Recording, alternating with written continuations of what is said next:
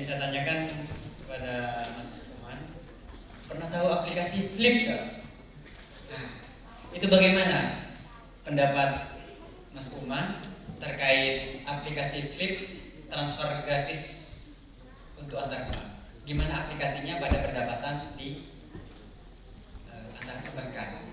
Selanjutnya, yang kedua, tadi saya langsung shock, Mas. Langsung shock mendengar paparan dari Ustaz Kuman. Sebenarnya halal industri, baik industri dan lain-lain, baik keuangan ataupun food, itu kebangkitan kesadaran akan kehalalan atau hanya mengikuti permintaan pasar. Tadi Mas Kuman sedikit mancing sih, tapi saya kok malah balik nanya jadinya, karena mungkin Mas sebagai pelaku khususnya di keuangan. Oke, terima kasih, itu saja dari saya. Syukran, sudah siap. Silakan yang terakhir.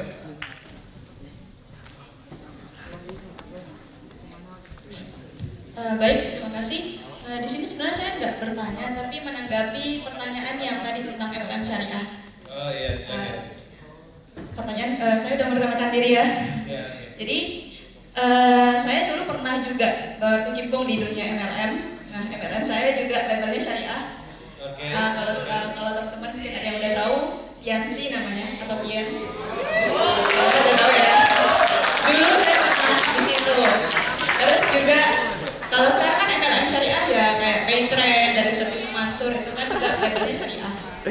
Nah, jadi mungkin teman-teman bisa lihat dari fatwa DSN MUI nomor 75 tahun 2009. Di situ dijelaskan detail tentang pertimbangan-pertimbangan mengapa MLM syariah dibolehkan di Indonesia dan lain sebagainya.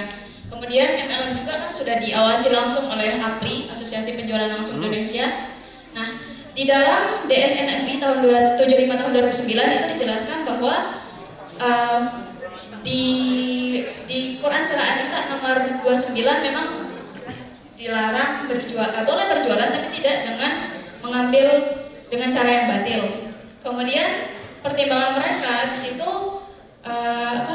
al-aslu fil muamalati al-ibahah illa ayyadullu dalilu ala tahrimiha. Segala macam permuamalatan itu boleh sampai ada dalil yang mengharamkan, dan MLM ini kan tidak ada dalil yang mengharamkan. Makanya MUI itu membolehkan adanya MLM syariah ini. Cuman memang pada kenyataannya orang-orang yang di dalamnya itu tidak mempraktekkan aspek kesyariahan yang dimaksud. Nah, maksudnya di sini begini, di dalam MLM itu kan sudah dijelaskan cara bagi hasil. Nah, di situ memang lebih pakai akadnya akad mudharabah. Sudah dijelaskan bagi hasilnya seperti apa. Terus istilahnya ada namanya istilah tutup poin. Jadi kalau yang di MLM syariah itu tidak ada pembayaran. Jadi kayak misalnya udah berhenti sudah berhenti orangnya. Terus kalau dia berhenti kan dia sudah nggak tutup poin tiap bulan. Jadi misalnya mereka harus bayar, harus belanja produknya. Jadi memang harus ada produk kalau di MLM syariah itu, harus jelas produknya dan manfaatnya. Nah, jadi kalau misalnya dia tidak tutup poin, tidak belanja produk, itu langsung tidak dapat fee gitu. Nah, di situ poin yang dimaksud dari DSFI karena ada poin itu, ada tutup poin itu. Tapi faktanya yang membuat ya itu mungkin sudah syariah dari segi itunya. Tapi kalau misalnya transaksi di dalam, jadi kayak misalnya itu kan hubungannya, namanya MLM pasti ada downline, upline dan lain-lain. Nah, hubungan itu yang kadang tidak sesuai dengan syariah.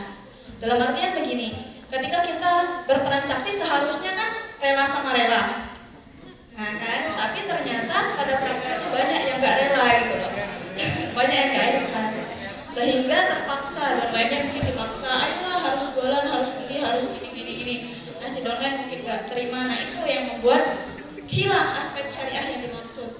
Nah, dan di situ juga ditentukan bahwa kalau misalnya ada kecurangan atau nggak misalnya terjadi penipuan, misalnya aspek si downline merasa tertipu atau gimana, itu boleh diselesaikan dengan jalur hukum. Jadi meskipun dia syariah, tapi dia juga tetap dikaitkan dengan hukum seperti itu. Jadi syariah di sini ya tetap namanya juga Indonesia itu sama perbankan syariah, semuanya tetap syariah ya syariah. Tapi kalau di dalamnya ada aspek yang membuat hilang kesyariahannya ya tetap aja nanti jadinya nggak syariah seperti itu. Terima kasih. Assalamualaikum warahmatullahi wabarakatuh. kasih atas dua pertanyaan dan satu tanggapan yang menarik. Silakan Ustaz dijawab atau ditanggapi.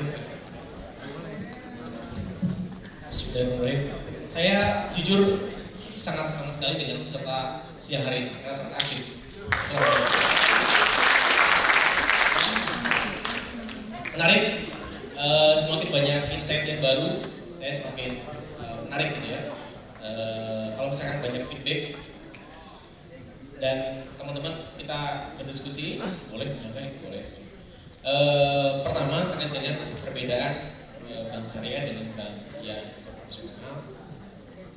Misalkan di sini disebut merek Bank BNI Syariah dan Bank BNI Konven.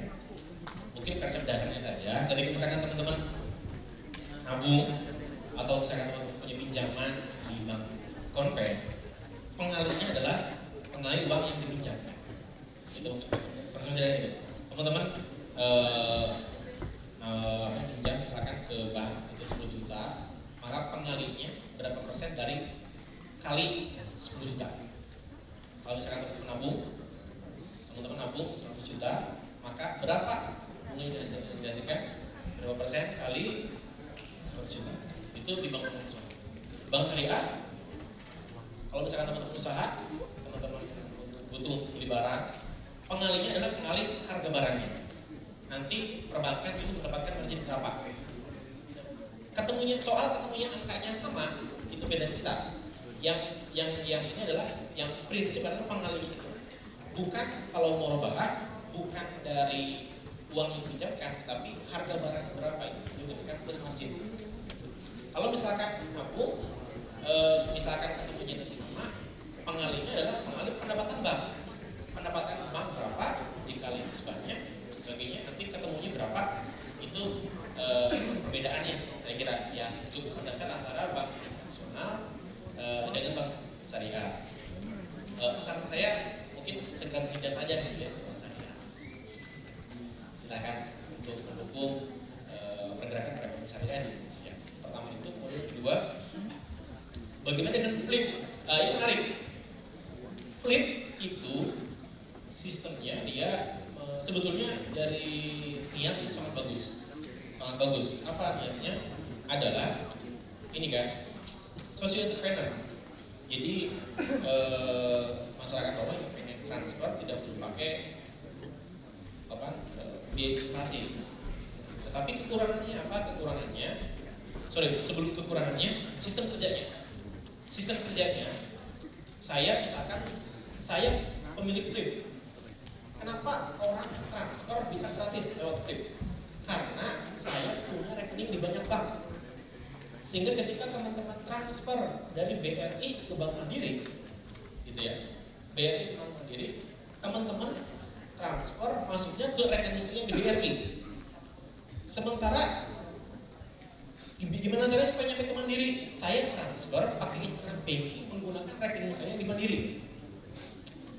Dia pun tidak mendapatkan fee apa-apa. Teman-teman gratis, dia gratis. Kenapa dia bisa untung? Bayangkan satu orang transfer misalkan 1 juta, ada 1000 orang, berapa totalnya? 1 miliar. Taruh di bank, dia dapat lebih hasil dari bank, makanya dia untung. Gitu. Dia untung dari perputaran uang, bukan dari fee base yang di-charge-kan oleh pemakai. Flip seperti itu. Kemudian yang juga ini sengaja tadi pertanyaan ini saya sebagai pemantik lah. Apakah halal industri itu kebangkitan atau hanya sebagai dimanfaatkan saja? Menurut teman-teman gimana? Saya akan menjawab pendapat saya pribadi, tetapi nanti saya akan melontarkan lagi satu wacana yang itu tidak, keinginan saya tidak hanya selesai di sini, teman-teman nanti menggali juga setelah ini. Menurut saya pribadi ini kebangkitan, saya pribadi kebangkitan. Kenapa? Karena kata Rasulullah nanti akan ada suatu masa di mana kembali lagi ke khalifahan Islam menjadi budaya lagi, kemudian juga marak di mana. Dulu jilbab orang pakai jilbab aneh, sekarang jilbab sudah jadi tren, sudah jadi budaya, sampai dengan hijaber segala macam. Teman saya dulu ada yang cukup fanatik dan mengkritik, ngapain ada hijaber, harus jilbaber dong, gitu ya, yang lebar-lebar. Mengkritik ke salah satu orang yang dia memang pakai hijab itu kayak handuk, ya. Tetapi teman saya ini tidak melihat teman yang dikritiknya secara background, gitu. Secara background, beliau tidak pakai jilbab. Waktu itu 5 tahun yang lalu dikritik karena waktu itu memang beliau baru pakai jilbab dan pakai jilbab pakai handuk, bawahnya masih ketat. Akhir tahun kemarin saya ketemu jilbabnya lebih rapi daripada orang yang kritik. Gitu. Jilbabnya sekarang yang dulu jilbabnya kayak handuk itu sekarang lebih lebar dari teman-teman aku di sini. Gitu. Lebih wah besar sekali jilbabnya. Ada yang tidak pakai jilbab, dulu ketat. Dikritik juga, wah pakai ketat segala macam apa itu? Hijaber, nggak jelas. Mendingan komunitas jilbaber. Akhir tahun kemarin beliau pakai cadar, ya kan? Coba, mau jawab apa? Itu adalah budaya, ya. Dan kalau misalnya salah satu Ustaz ditanya, Ustaz bagaimana dan kenapa Islam di Indonesia bukan negara Islam? Misalnya Ustaz menjawab, saya mau bilang ini bukan negara Islam. Kita mau doa 24 jam sekali larang. Sholat mesti di mana-mana. Mau talim di mana-mana banyak pengajian. Insya Allah kita negara Islam. Cuman ada yang belum bisa diterapkan dan itu proses. Dengan halal, industri halal, insya Allah menurut saya bangkitan kesadaran. Tetapi, nah ini menarik. Teman-teman tahu shadow ekonomi? Yang mungkin backgroundnya bukan ekonomi, teman-teman baca Rafael Terralia ya? Tahu ya? Negeri di ujung tanduk tahu? Negeri pernah berdebah tahu? Bisa dibahas shadow ekonomi? Oke, kita tingkatkan lagi yang agak tinggi. Teman-teman tahu tetralogi bumi manusia? Emang ini rada berat. Tetralogi bumi manusia ada 4 itu, bumi manusia, anak semua bangsa, jejak langkah, rumah kaca, tahu? Itu semua bahas. Yang terakhir yang keempat bahas shadow ekonomi dibahas. Siapa penulisnya tahu? Pramudia Anantatur. Pramudia Anantatur yang sempat diklaim sebagai lekra 32 tahun masuk tahanan politik. Tahun ke-32 dikeluarkan dengan akhir keputusan final sidang beliau tidak bersalah. Bayangkan, sudah 30 tahun penjara dan endingnya tidak bersalah. Nah, beliau menulis itu di sana ada shadow ekonomi. Teman-teman coba dipelajari, teman-teman lihat hubungan dengan industri halal. Apakah industri halal bagian dari shadow ekonomi atau ini merupakan suatu kesadaran? Karena kalau misalkan kita lihat sistem negara yang lain di Indonesia ini yang menguasai ekonomi hanya segelintir orang. Rasio ini gapnya cukup tinggi. Silakan itu oleh-oleh buat teman-teman semuanya yang semoga menjadi penggalian lebih dalam. Coba melihat satu fenomena tidak dari satu sisi saja, tetapi dari sisi-sisi yang lain disimpulkan menjadi satu kesimpulan yang juga semoga ini satu ikhtiar kita kalau boleh lebih ya. Terima kasih.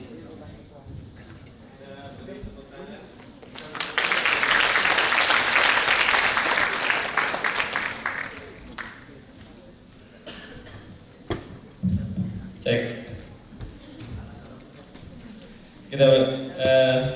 Kita ucapkan terima kasih atas ilmu dan wawasan yang sangat banyak yang kita dapatkan pada sore hari ini, yang tentunya jika disimpulkan akan sangat banyak sekali poin-poinnya. Salah satunya spirit yang kita ambil tentunya perjuangan kita panjang, dan untuk perjuangan panjang ini kita perlu sinergi dari berbagai, bahkan mungkin lintas universitas, lintas program studi, bahkan mungkin lintas pulau, lintas negara sekalipun untuk perjuangan ini. Dan tentunya dalam perjuangan ini terkadang ada beberapa perbedaan-perbedaan. Nah, perbedaan-perbedaan ini kita jadikan sebuah kekuatan agar kita menuntut ilmu lebih dalam. Nah, tadi ada pertanyaan tentang ini, tentang itu. Bagaimana jawabannya? Ini salah satu point entry bagaimana kita menuntut ilmu lebih dalam. Sehingga dengan ilmu inilah sebagaimana ayat Al-Quran pertama yang turunkan, yaitu Iqra.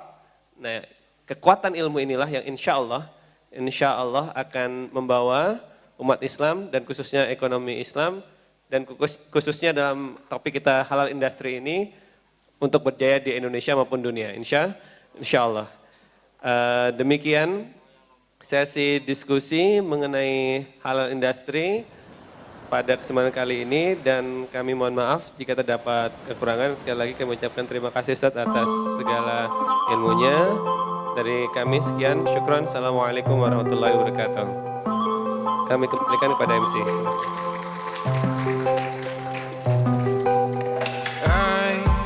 Terima kasih kepada Al-Ustaz. Selanjutnya penyerahan kenang-kenangan dari Universitas Darussalam Gontor yang akan diberikan oleh Al-Ustaz Fajar Surya Adi Anggara MM kepada Bapak Uman Miftah Sajidin SD. Dipersilahkan.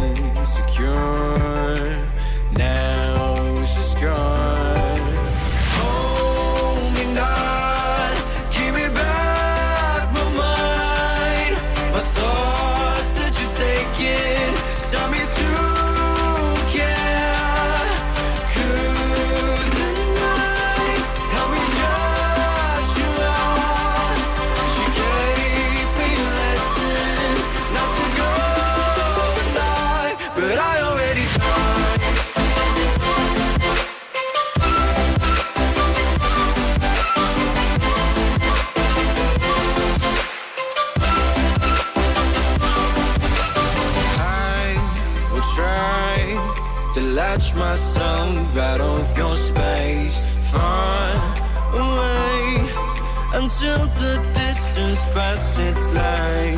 It's a new journey. My heart has had enough of pain. Kepada Ustaz Muhammad Taufik M. Kasardi yang akan diberikan oleh Ustaz Zainal Abidin. Silakan. Give me back my mind, my thoughts that you've taken, stop me to